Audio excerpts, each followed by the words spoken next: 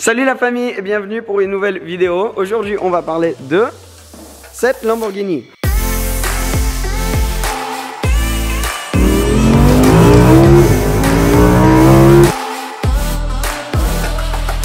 Regarde comment tu fais à conduire comme ça ton genou, tu changes tu peux changer de vitesse avec ton genou toi.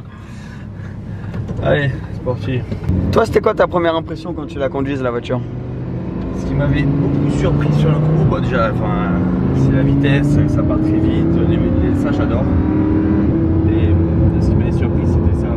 De quoi, les palettes? Les palettes, ouais, t'as tellement envie de jouer avec en fait. Ouais. Ce qui m'avait beaucoup dérangé le premier abord, c'était le volant. C'est quand tu cherches le clignotant. Mais tu te rends compte de suite que tu prends de suite le coup quoi, derrière. Ouais. Et même tu sais que tu as une voiture qui est. Genre, tu peux jouer avec, mais elle est plus forte que toi, tu vois. Ouais, ouais. Même dans tout ce que je dis, les rétroviseurs, le design, tout, je trouve que c'est. Par contre, tu disais une chose qui te gênait, c'était le rétro, qui était assez banal. On parle beaucoup de Lambo et de Huracan en ce moment. Tu as peut-être vu une vidéo récente, c'était sur la Performante Spider.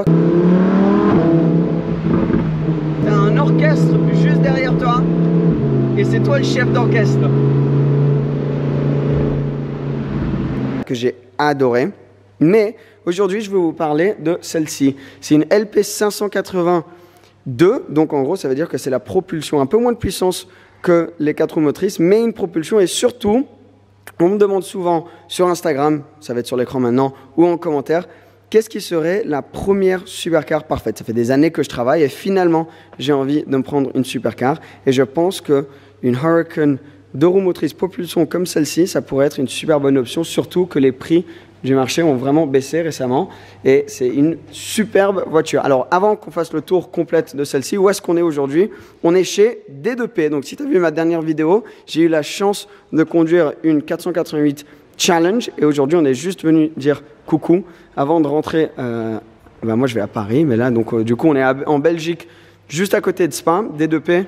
Qui offre un service vraiment incroyable. Vous avez sûrement vu dans la dernière vidéo. Ils ont des 458, des 488 Challenge. Celle-ci avec une peinture. Donc la plupart sont en covering, mais celle-ci est peinte en bleu. Très très belle. Mais surtout, c'est une petite parenthèse, après on revient à la Lambo, une 488 GT Modificata. Donc cette voiture, c'est vraiment en gros la voiture de course extrême que Ferrari pouvait développer sur la plateforme de la 488. Tu as les Challenge, puis tu as la Challenge Evo. Tu as les GT3, les GTE, mais tu as des régulations pour toutes ces voitures. Et en gros, ils ont dit, on va en faire une. On va enlever toutes les régulations. Ils ont produit 25 exemplaires. Tu as 700 chevaux, propulsion, et quasi juste, ils ont tout mis dessus. Tu as vu, c'est des freins acier au lieu de céramique. C'est mieux pour le circuit. Elle est beaucoup plus large. Ils ont tout changé. Plus d'1 million d'euros. C'est un animal. Donc, je ne pouvais pas juste ignorer ça en vous parlant de la Lambo. Mais revenons à cette voiture. Elle vient de la part de Turismo Rent Cars, dont je vous mettrai l'Instagram et tous les liens en dessous si toi aussi tu as envie de la louer un jour et de passer un peu de temps avec cette caisse. Elle est vraiment stylée. Elle est à la base, elle est blanche, mais là, elle a un covering caméléon, un petit peu, donc vert, mauve. Elle change un peu de couleur, ça dépend d'où tu la vois et la luminosité, c'est vraiment sympa. Et elle a aussi un aileron qui n'est pas d'origine. Sinon, la voiture reste complètement d'origine, donc échappement d'origine. Une des raisons pour laquelle je pense que c'est une superbe première supercar, c'est parce qu'elle a le caractère d'une vraie supercar. Donc, elle a le V10, elle chante bien, atmosphérique, mais elle a aussi le look, le vrai look d'une supercar. Et ça, c'est une chose qui est quand même importante si tu vas prendre ta première 2 places sportives comme ça. Bon, là, on rentre dans un très haut niveau déjà au début, donc si tu peux te le permettre pour ta première supercar, bravo.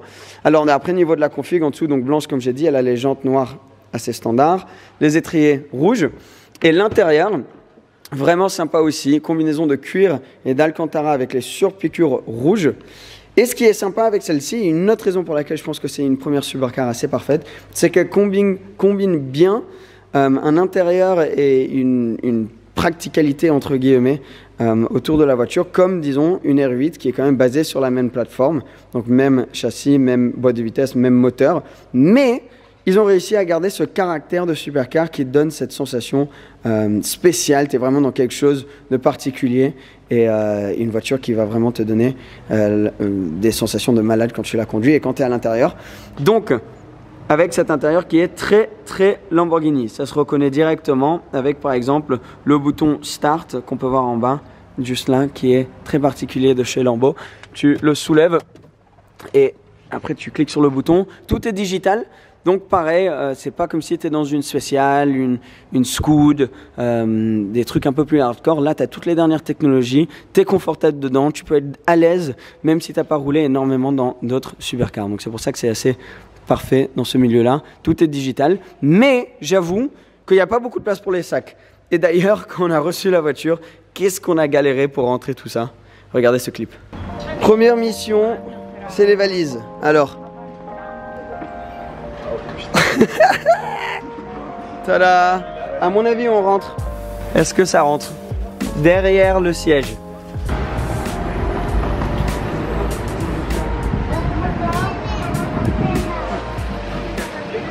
Attends, tu peux le tirer plus là. Ah voilà, c'est bon. Ah, pas plus. Ah mais celui-là on peut le rentrer aussi je pense. Une autre valise là, et après toi, bon bah t'auras ça à tes pieds. C'est pas bien grave, c'est pas mal, on a une valise là et 2 valises derrière les sièges. Et moi je vais conduire parce que comme je suis tout petit, ça passe à peu près. Allez rentre, rentre.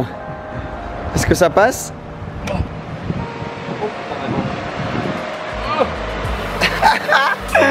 Ça va en vrai hein. Attends, je me permets. Regarde-le. On voit juste les genoux. Wow. Vous nous retrouvez maintenant en route dans la Huracan. Et la meilleure raison pour laquelle je peux vous donner de vous prendre cette voiture, c'est ça, c'est le V10. C'est le meilleur vendeur en lui-même de la caisse. Qu'est-ce que ça chante bien. On a donc eu cette galère de valise comme tu peux voir derrière moi. Emric, il a ses genoux littéralement presque dans le front à côté. Il est en train de filmer avec la petite caméra pour avoir un autre angle. On est sur des petites routes autour de Spa. Ils sont vraiment magnifiques. Mais ce qui est top avec cette voiture, c'est vraiment les sensations qu'elle procure. Parce que tu n'as pas beaucoup de voitures, comme je l'ai dit quand j'ai conduit la Performante, qui ont toutes ces dernières technologies, mais qui quand même, je vais où là? Pardon. Je vais tout droit. Mais qui quand même ont ce caractère où il y a un moteur qui chante, ce caractère de moteur atmosphérique, donc où il faut monter dans les tours pour bien avoir la puissance. Et pour kiffer l'expérience, c'est pas comme les turbos, tu vois, où tu as du couple directement dans la case. Bon là tu as 580 chevaux, propulsion, donc elle est quand même assez joueuse. Mais j'aime bien ça, donc le caractère des 4 roues motrices, c'est top parce que tu peux tout faire avec, tu peux rouler sous la pluie, tu peux aller un peu n'importe où avec. Mais là, le caractère un peu plus joueur de la voiture en 2 roues motrices, c'est fun parce que faut que tu la respectes un peu plus la voiture. Tu peux moins prendre des libertés, ça se dit? Prendre des libertés. Ouais, ça se dit. Ouais, ça se dit. Prendre des libertés. Ouais, ça se dit. Avec la 4 roues motrices, tu vois, quand tu accélères, là je suis en mode sport, tu sens qu'elle veut jouer un petit peu de l'arrière. Alors on va se mettre en mode Corsa. Tu as 3 modes. Tu as Strada, Sport et Corsa. Strada c'est pour la route en auto, ça fait les clapets, elle fait 0 bruit. Tu peux vraiment rouler comme tu veux, comme si tu étais dans la R8 du coup. Sport, elle fait plus de pops et bangs, elle a ce caractère qui ressort. Pops et bangs. Et Corsa, c'est vraiment le mode circuit. Donc les changements de vitesse sont super rapides maintenant. Ils te mettent un bon petit coup, bam, ils te mettent un petit à-coup.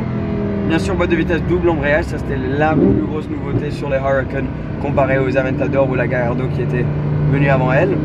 Moi j'aime beaucoup encore ça. Et tu as surtout aussi les dernières technologies, comme par exemple, je sais pas si tu arrives à montrer le tableau de bord là. Si je clique 2 secondes sur ce bouton, normalement ça devrait rien faire. Bon, tu as un tableau de bord digital qui est normalement très fonctionnel. Voilà, là je sais pas pourquoi il marche pas ici maintenant, mais bon regarde, tu peux c'est mettre... peut-être à cause du pneu, non? Ah oui, il y a, je sais pas, le truc de pression de pneu nous dit qu'on a un pneu un peu plus bas, mais en fait il est tout aussi haut que les 3 autres. Mais tu peux mettre, regarde par exemple ton GPS sur l'écran, tu peux mettre ton système de médias, ton Bluetooth. Donc tu as ces dernières technologies, la clim marche bien, tu as un lift, tu as tout ce qu'il te faut en gros. Mais tu as ce caractère un peu old school. Donc en première supercar, pour moi elle coche un petit peu toutes les cases. Non, tu dirais pas? Ouais. Parce que c'est de Lambo, t'as le V10, surtout maintenant les prix des Huracan sont vraiment en train de baisser et quand ils sortent maintenant la STO et potentiellement une autre après, à chaque fois le prix de celle-ci, les entrées de gamme qui commencent à prendre un petit peu, entrée de gamme c'est quand même une gamme de dingue, qui commencent à avoir un petit peu plus de kilomètres, elles ont quelques années au compteur aussi, elles descendent pas mal en prix, il y a des bonnes affaires à se faire là-dessus. Donc à chaque fois que je vois ce message, c'est une voiture qui me revient souvent, ça serait quoi la première supercar parfaite? Je me dis, il y en a quelques-unes, pour moi il y a la 458, il y a la Audi R8, avec plus de budget aussi, après il y a la Lamborghini Huracan, et des Lamborghini Huracan, ça serait laquelle la parfaite?